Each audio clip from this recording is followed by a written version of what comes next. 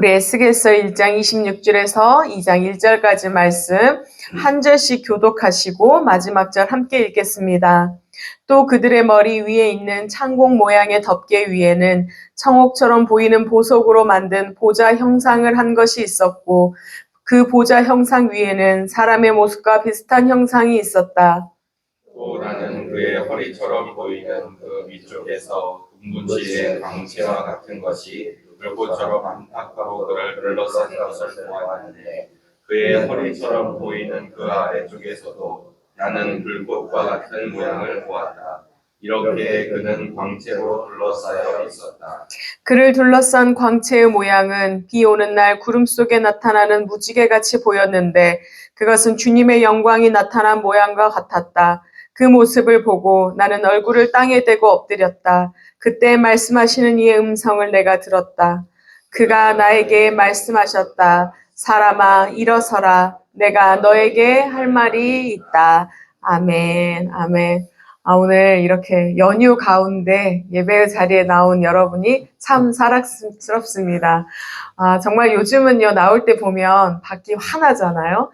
제가 이렇게 아파트에서 나오다 보면 그 단지 입구에 그 로켓 배송, 쿠팡 로켓 배송, 그 새벽 배송이 이렇게 항상 상자가 쌓여져 있거든요. 그분들 보면서 매일매일 치열하게 산다 이런 생각을 하거든요. 근데 오늘 연휴잖아요. 오늘도 똑같이 그렇게 그 시간에 쌓여져 있더라고요. 그렇게 치열한 삶을 살아가는 그들처럼 우리가 이렇게 치열하게 예배의 자리에 나온 것이 얼마나 주님의 은혜이고 또 주님이 얼마나 기뻐하실지 오늘 주님께서 기뻐 받으시고 우리에게 오늘의 족한 은혜를 주시리라 믿습니다. 아멘. 예, 오늘 말씀은요, 에스겔서 말씀인데요. 에스겔은 정보가 그렇게 많지 않은 그러한 선지자 중에 한 명입니다. 보니까요, 그는 제사장 가문에 속해 있고, 그의 아버지는 부시라고 표현이 되어 있습니다. 또 아내가 죽었는데요. 아내가 588년쯤에, 그러니까 586년쯤에 예루살렘이 완전히 포위당하고 망했으니까 그 포위당하기 시작할 때쯤, 그때쯤에 아내도 죽었어요. 그리고 나서 여기 보니까 이제 우리 1장에 보면 여호야 왕이 사로잡힌 지 5년이라고 되어 있거든요.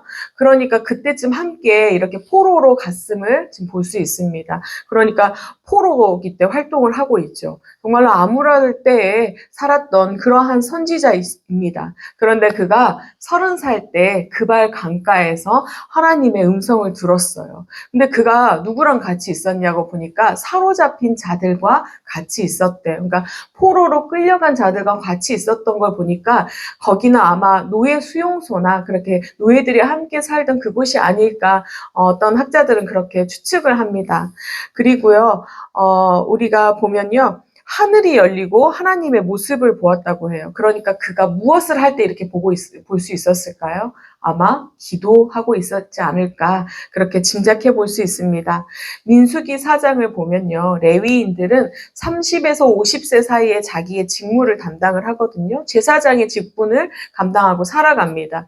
그러니까 지금 여호야긴의 5년 때 이제 와서 30살이었으니까 25년은 예루살렘에서 살았잖아요. 그러니까 25년은 제사장의 아들로서 아마 성전에서 사는 인생을 살았을 거예요. 그래서 제사에도 예배에도 능통했을 것이고, 그리고 이제 포로 생활한 지 5년쯤 지났을 때, 30살이 되었을 때, 그가 이 거룩한 직분을 감당할 나이가 되었잖아요. 그러니까 이제 그 직분을 부르심을 받은 때에 하나님께서 임해 주신 거예요. 어떤 학자들은 이 날이 아마도 에스겔의 30번째 생일이 아니었을까. 그래서 이제 직분을 딱 시작해야 되는 그 30살 생일 때 나타나셔서 임하여 주시지 않았을까 그렇게 짐작하기도 합니다. 에스겔이요 이렇게 여호와의 권능을 보았을 때 그의 마음은 어땠을까요? 얼마나 벅찼을지 짐작해 볼 수 있습니다. 그의 상황이, 그의 민족이 지금 어떤 처지에 놓여 있나요? 희망이 없던 바벨론같이 이렇게 거대한 제국의 노예가 되었는데 여기서 그 거대한 제국이 망할 리도 없고 그런 포로 생활에서 벗어날 수도 없을 것이고 하나님은 우리를 버리셨을까? 우리가 도대체 왜 이렇게 되었을까? 한 5년쯤 되었으니까 그 좌절감에 굉장히 시달렸을 그러할 때입니다. 그런데 하나님의 그 영광이, 여호와의 영광이 딱 임했어요. 그 모습을 보았어요. 아, 하나님이 정말 살아계시구나. 하나님 진짜시구나. 이걸 보았으니 그가 얼마나 벅찼을지, 얼마나 기뻤을지 짐작할 수 있습니다. 그는 자신이 본 그 환상을 자세히 기록하는데요. 1장에서는 먼저 이 하늘보좌를 떠받치고 있는 네 형상에 대해서 묘사를 합니다. 그 형상은요, 앞은 사람의 모양을 하고 있고, 오른쪽은 사자의 모양, 왼쪽은 소의 모양, 뒤쪽은 독수리의 형상을 하고 있다고 묘사를 합니다. 그리고 나서는요, 그 생물 곁 위에 있는 그 바퀴에 대한 묘사를 하면서 이것이 어떻게 움직이는지, 움직이는 모양도 묘사를 하죠. 그리고 나서 이제 눈을 딱 들어서 그 네 생물 위에 있는, 위를 딱 응시를 하니까요, 위에 보니까 수정과 같은 창공이 있대요. 수정과 같은 창공이 있는데 그곳에서 음성이 지금 나오고 있어요. 상상을 해보세요. 위를 보는데 수정과 같은 창공이 있어요. 근데 수정이니까 어때요? 맑잖아요. 그래서 그 안을 들여다볼 수 있는 거예요. 그러니까 그 안에는 무엇이 있었느냐? 아, 보좌의 형상이 있었어요. 그 보좌 위에는요, 그 형상 위에는 사람의 형상을 한 그러한 모습이 지금 보이고 있다라고 증언을 합니다. 그렇다면 에스겔은 하나님의 모습을 직접 보았을까요? 아, 어떠한 모양인지, 얼굴은 눈, 코, 입은 어떤 모양이고 머리는 길지 짧은지, 우리가 예수님 모양의 그 그림들 참 많이 있잖아요. 그런 것처럼 머리는 긴지, 피부는 구릿빛인지, 아니면 백인인지 흑인인지 이런 것들을 다 볼 수 있었을까요? 그런데요, 오늘 말씀을 보면은, 그 하나님의 모습이 친히 본 게 아니라 광채의 모양을, 그 주님의 영광의 모양만 보았다라고 이야기를 합니다. 그러니까 우리가 해를 볼 때 어떤가요? 해를 직접 볼 수가 없잖아요. 그래서, 해가 가리워질 때 그 옆에 이렇게 그림자만 보이잖아요. 이렇게 빨갛게. 그런 것처럼 그 형상에서 나오는 광채만을 보았다라고 지금 생각하시면 되겠습니다. 그렇다면 이 형상이 왜 사람의 모양인가? 이것은 무엇을 나타내냐면요. 바로 인성을 가지신, 그러니까 인격적이신 하나님의 모습, 결국 예수 그리스도를 예표하고 있다라고 생각하시면 되겠습니다. 그럼 이 영광의 형상을 보았을 때 이 에스겔은 무슨 생각을 과연 했을까요? 지금 26절을 보니까 보좌의 형상이 보석으로 만들어져 있어요. 그리고 전체적으로 볼 때 금붙이 광채가 나고 있고 불꽃이 안팎으로 둘러싸인 것 같아요. 위는 금빛 광채가 있고 불꽃이 가득 쌓여 있고 아래에도 보니까 불꽃이 이렇게 둘러져 있대요. 아마도 여러분 그 모습을 상상해 보세요. 내 앞에 사람의 형상이 있는데 금색처럼 찬란하게 빛이 난대요. 근데 그것을 불꽃이 이렇게 싸고 있어요. 얼마나 압도적이었을까요? 그는 무릎을 꿇지 않을 수 없었을 거예요. 정말 하나님이심을 인정하지 않을 수 없었을 거예요. 그래서 엎드려서 굴복하지 않을 수 없었을 것입니다. 그는 완전히 엎드려서 굴복했습니다. 우리도요, 주님의 이 임재를 사모해야 하겠습니다. 주님은 분명히 실제하시고 우리에게 나타내시기를 기뻐하십니다. 그렇게 압도적으로 그 감격으로 우리에게 나타내 주실 때 우리가 굴복하여 주님 내게 말씀하여 주십시오. 그렇게 응답하며 나아갈 수 있는 우리가 될 수 있기를 바랍니다. 예, 오늘 이제 27절과 28절을 보면은요, 그는 그가 본 그 보좌 위에 사람의 형상에 대해서 자세히 기록을 합니다. 방금 전에 말씀드린 것처럼 허리 위는 금빛 광채와 금붙이 광채와 그리고 불꽃 형상이 이렇게 안팎으로 둘러싸여 있었죠. 아래도 불꽃처럼 둘러싸여 있고 이 광채의 모양은요, 비 오는 날 구름 속에 나타나는 무지개 같대요. 여러분, 그러니까 금빛이 이 불꽃의 광채가 옆으로 퍼지는데 이 퍼진 모양이 무지개 같은 그러한 것이라니까 얼마나 이게 신비롭겠어요. 보면 우리가 비갠 뒤에 또는 길을 지나가다가 무지개만 봐도 어떤가요? 다들 핸드폰 꺼내서 사진 찍잖아요. 너무 아름답고 너무 신기해서. 그런데 사람의 주변에 광채가 나고 거기서 무지개가 이렇게 나온다고 생각해 보세요. 얼마나 이게 놀라운 광경이었을까 짐작해 볼 수 있습니다. 이 무지개 하면 여러분 뭐가 떠오르시나요? 성경에 무지개 하면 바로 떠오르는 게 있죠. 홍수가 쳤을 때 노아의 방주 사건, 그때 무지개가 떠오르는데요. 그때 무지개 언약을 해주셨죠. 주님은 이것은 우리에게 말씀하시는 그 언약의 말씀이에요. 무슨 말씀일까요? 하나님께서는 언약하시고 언약을 이루시는 하나님이시라고. 그래서 결국은 이 언약이, 결국 이 구원이 예수 그리스도를 보내주심으로 말미암아 이루어지기까지 했죠. 이루어 주셨습니다. 이 무지개는 바로 그러한 것을 의미한다라고 생각하시면 되겠습니다. 하나님은요, 정말로 실제하는 분이십니다. 여러분 가끔 우리가 실제하지 않다고 느껴질 때가 참 많아요. 그래서 함부로 살거나 아니면은 지금은 아니에요 하면서 내 뜻대로 살아갈 때가 많이 있는데요. 주님은 실제하시며 이렇게 언약하신 바를 꼭 이루시는 분입니다. 그래서 우리를 사랑하시되 어떻게 사랑하셨나요? 끝까지 사랑하셨고 죽기까지 사랑하셨습니다. 그래서 예수 그리스도를 보내주셔서 우리의 죄를 친히 감당하여 주시는 그 은혜의 삶을 누리게 하셨습니다. 주님께서 약속한 바를 이렇게도 이루시고 은혜를 허락하시는 그 주님이심을 기억해야 하겠습니다. 이 십자가의 은혜가 여러분 다른 사람의 은혜가 아니라 바로 내 은혜입니다. 내게 주신, 나를 위해 계획하셨고 나를 구원하기 위해 주신 그 은혜임을 우리가 믿음으로 말미암아 또 그렇게 이루시는 하나님께서 나의 삶을 향한 계획을 가지고 계시고 그리고 에스겔에게 때가 되어 만나 주신 것처럼 생각해 보세요. 에스겔을 생일 때 임하여 주셨다. 내가 새로운 직분을 감당해야 할 때 그 많은 사람 중에 세상에 얼마나 지금은 몇 억인가요? 예전에 우리 학교에서 배울 때는 60억 인구 이랬잖아요. 그랬는데 그 인구 중에 나를 아시고 내 생일을 기억하시고 내가 직분을 감당해야 되는 그 때를 아시고 나타나셔서 말씀하셨다. 얼마나 놀라운 은혜인가요? 우리 주님은 우리를 향한 그런 계획을 가지고 계시고 때에 따라 여러분에게 꼭 맞는 그 상황으로 인도하시고 응답하시는 그 하나님이 우리의 소망인 줄 믿습니다. 예. 그리고 우리 주님은 어떤 분이시냐 보니까 보좌에 앉으시는 분이시래요.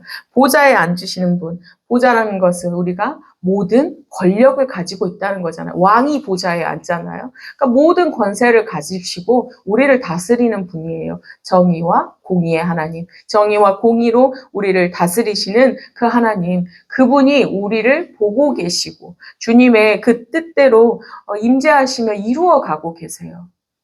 너무 놀랍지 않나요? 그분이 우리를 이렇게 관심 있게 보다니. 전 참 놀랍습니다. 나의 삶이 아무것도 아닌 것 같은데 이렇게 관심 있게 보여주신다니. 그런데 이 주님께서 언제 임하여 주셨냐면 이 주님의 영광의 광채를 언제 보았나요? 포로 생활할 때 보았어요. 진짜 주님은 안 계시나? 버림받았나? 하는 그 순간에 희망이라고는 하나도 없는 바로 그 순간에 주님은 나타나셨습니다. 그 포로 생활 5년의 기간 동안 낙심하였던 그 마음 가운데 진짜 어둠밖에 없다라고 생각했던 그 시간에 나타나 주셨습니다. 마치 에스겔이 어디 있는지 어떤 상황인지 아시고 그때가 가장 필요한 걸 아신 것처럼 우리가 어두운 가운데 있을지라도 우리가 어떤 자리에 있을지라도 주님은 분명히 아세요. 우리가 누워있을 때에도 우리가 앉아있을 때에도 우리가 서 있을 때에도 우리가 길을 갈 때에도 주님은 분명히 알고 계십니다. 그리고 우리가 있는 곳에 나타나셔서 우리가 어디를 가야 할지 무엇을 해야 할지, 지금 앉아야 할지, 서야 할지 분명하게 알려주십니다. 여러분 알려주시는 그 하나님, 임재하여 주시는 그 하나님을 더 사모하시기 바랍니다. 예, 우리는 참 연약하게 느낍니다. 연약하게 느껴져서 내가 이거밖에 할 수 없다라고 생각을 참 많이 합니다. 여성 목회자로서 저는 그런 생각을 많이 하죠.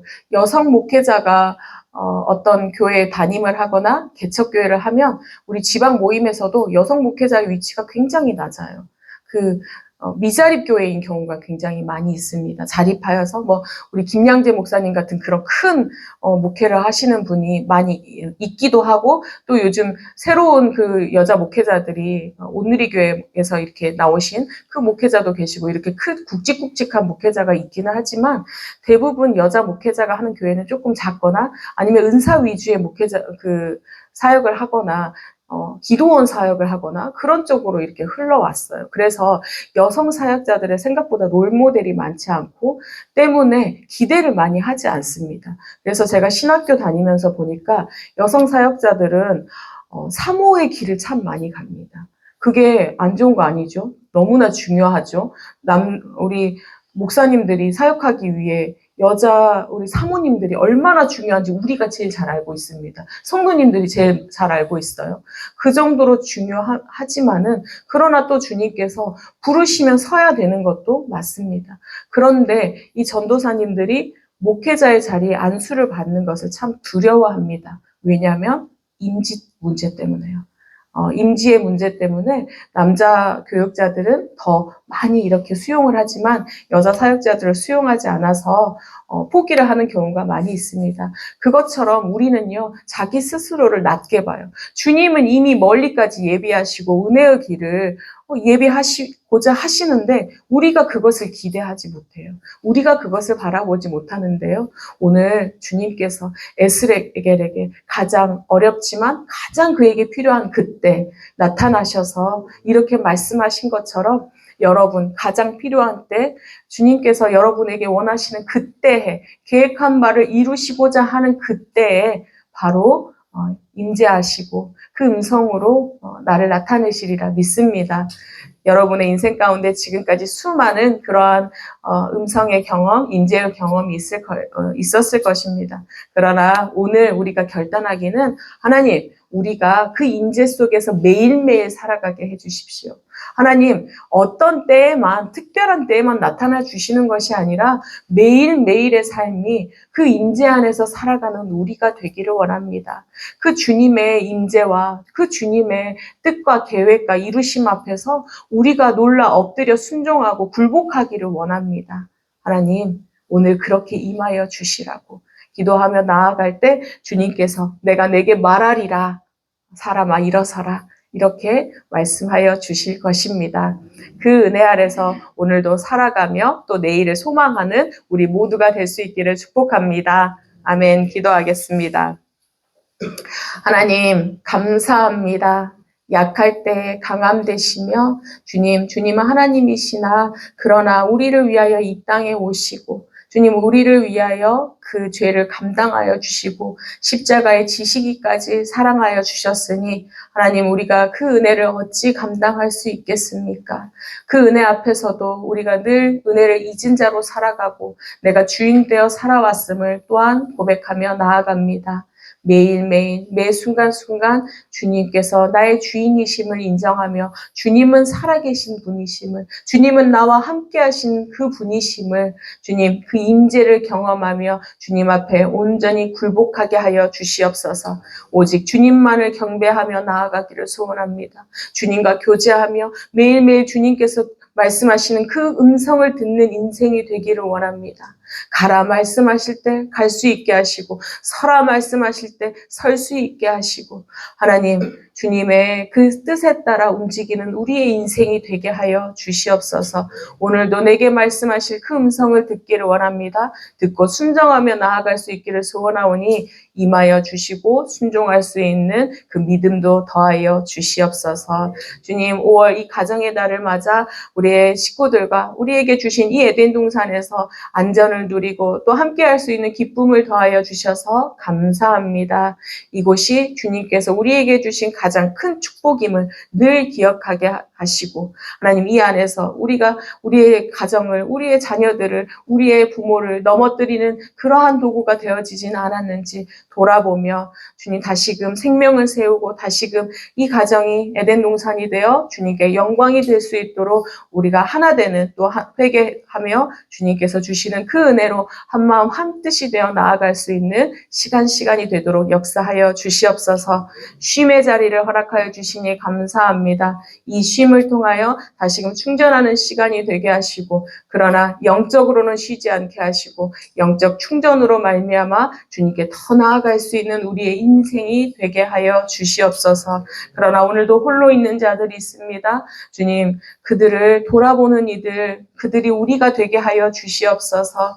홀로 있음에 외롭지 않게 하시고 주님께서 함께 하심을, 또한 주님께서 보낸 우리가 함께 함을 그들이 아는 것을 통해 주님의 은혜를 경험하는 시간이 될 수 있도록 또한 역사하여 주시옵소서.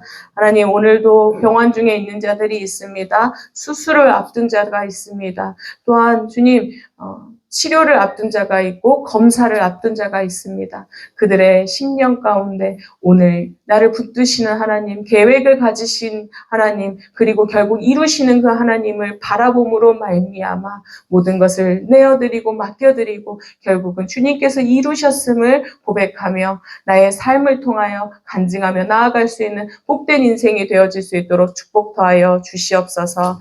오늘도 빈손으로 나오지 않게 하시고 온 마음을 다해 나오게 하시고 또 이렇게 헌물 가지고 나오게 하시니 감사합니다. 주님께서 이 마음 허락하여 주셨사오니 그 마음 가운데 주님 주시는 그 하늘의 축복이, 평강이, 은혜가, 기쁨이 넘치게 하여 주시고 이 물질이 쓰여지는 곳에 하나님 나라의 그 기쁨과 확장이 이루어지는 놀라운 은혜가 넘치도록 축복 더하여 주시옵소서. 오늘도 주님께서 굳게 잡아주실 줄 믿습니다. 기도할 때 주님의 음성을 듣는 시간이 되게 하실 것을 믿사오며 이 모든 말씀 예수님 이름으로 기도합니다. 아멘. 하늘에 계신 우리 아버지여, 이름이 거룩히 여김을 받으시오며 나라가 임하시오며 뜻이 하늘에서 이루어진 것 같이 땅에서도 이루어지이다. 오늘 우리에게 일용할 양식을 주시옵고 우리가 우리에게 죄 지은 자를 사하여 준 것 같이 우리 죄를 사하여 주시옵고 우리를 시험에 들게 하지 마시옵고 다만 악에서 구하시옵소서. 나라와 권세와 영광이 아버지께 영원히 있사옵나이다. 아멘.